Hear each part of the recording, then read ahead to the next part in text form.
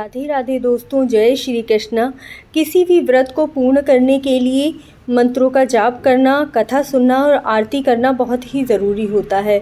जब तक कि हम कोई कथा नहीं सुनते हैं तब तक हमारा व्रत भी पूर्ण नहीं होता है और कथा को हमेशा पूरा ही सुनना चाहिए और आरती करने के बाद भोग प्रसाद लेकर तभी व्रत पूर्ण होता है। आपने सत्यनारायण की कथा में भी सुना होगा कि जो बेटी थी उनकी, वह बिना प्रसाद लिए ही अपनी पति से मिलने के लिए चली गई तो उनका व्रत खंडित हो गया था, पूजा अधूरी रह गई थी। इसी प्रकार से कथा का भी है, यदि आप कथा पूरी सुनते हैं तभी आपको फल की प्राप्ति होती है। तो चैनल को सब्सक्राइब कर लीजिएगा और कथा पूरी सुनिएगा। बहुत ही यूज़फुल है वीडियो, इसीलिए वीडियो पूरी देखिएगा। इस कथा का वर्णन महाभारत काल में मिलता है, जब अश्वत्थामा ने उनके पांडवों के पुत्रों को मार दिया। इसके पश्चात पांडवों ने उनके जो मणि लगी हुई थी वह उनके माथे से निकाल ली और आजीवन मतलब कलयुग तक भी अश्वत्थामा अभी तक जीवित हैं, ऐसा कहा जाता है, हमारे पुराणों में वर्णित है। तो ये श्राप दे दिया था श्री कृष्ण भगवान ने और इससे नाराज़ होकर अश्वत्थामा ने जो उत्तरा के गर्भ में पुत्र पल रहा था उसे भी मार दिया था। तब कृष्ण भगवान ने अपने पुण्यों को देकर उस पुत्र को जीवित कर दिया था। तो यह जो हुआ था वह किस वजह से हुआ?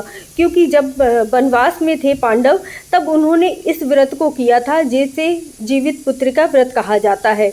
इसीलिए इस व्रत का नाम जीवित पुत्र का व्रत पड़ा, क्योंकि जब वनवास में पांडव थे तब उन्होंने इस व्रत को किया था, जिसकी वजह से कृष्ण भगवान ने अपने पुण्यों को देकर भी उनके पुत्र को जीवित किया। तो आइए कथा प्रारंभ करते हैं।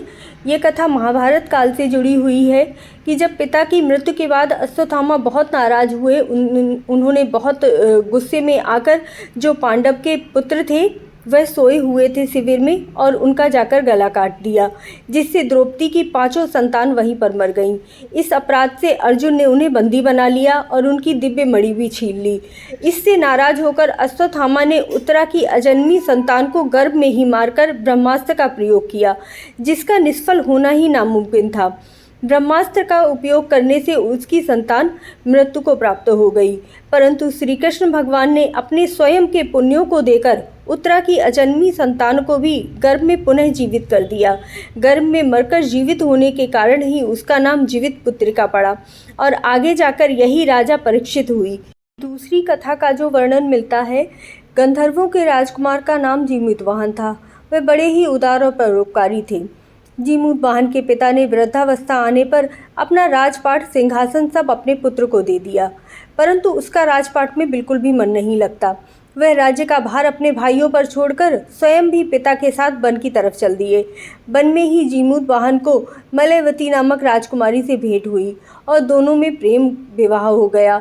एक दिन जब वन में भ्रमण करते हुए जीमूतवाहन काफ़ी आगे चले गए तब उन्हें एक वृद्धा विलाप करती हुई दिखी। पूछने पर वृद्धा ने रोते हुए बताया कि मैं नागवंश की स्त्री हूँ, मुझे एक ही पुत्र है। पक्षीराज गरुड़ के कोप से मुक्ति दिलाने के लिए नागों ने मेरे पुत्र को एक एक करके भक्षण करना शुरू कर दिया है। आज मेरा पुत्र शंखचूड़ की बलि देने का दिन है। आज मेरे पुत्र के जीवन संकट में है। मैं अपने पुत्र को जीवित देखना चाहती हूँ। इस पुत्र के मरने के बाद मैं पुत्र विहीन हो जाऊंगी और मैं इस दुख के साथ नहीं जीना चाहती कि मेरे एक भी पुत्र जीवित नहीं रह सके। जीमूतवाहन ने जब यह सुना तो उन्हें बहुत ही दुख हुआ। उन्होंने उस वृद्धा को आश्वस्त करते हुए कहा कि मैं कुछ उपाय अवश्य ही निकालूंगा और तुम्हारे बच्चों के प्राणों की रक्षा करूंगा। इस प्रकार बोलते हुए उन्होंने अपने शरीर को कपड़े से ढक लिया और वहीं शिला पर लेट गए। जब गरुड़ जी उन्हें खाने के लिए आए, जीमूतवाहन को अपने पंजे पर दबाकर पहाड़ के शिखर पर जाकर बैठ गए। गरुड़ ने कठोर चोंच का प्रहार किया और जमूत के शरीर से मांस का बड़ा हिस्सा नोच लिया।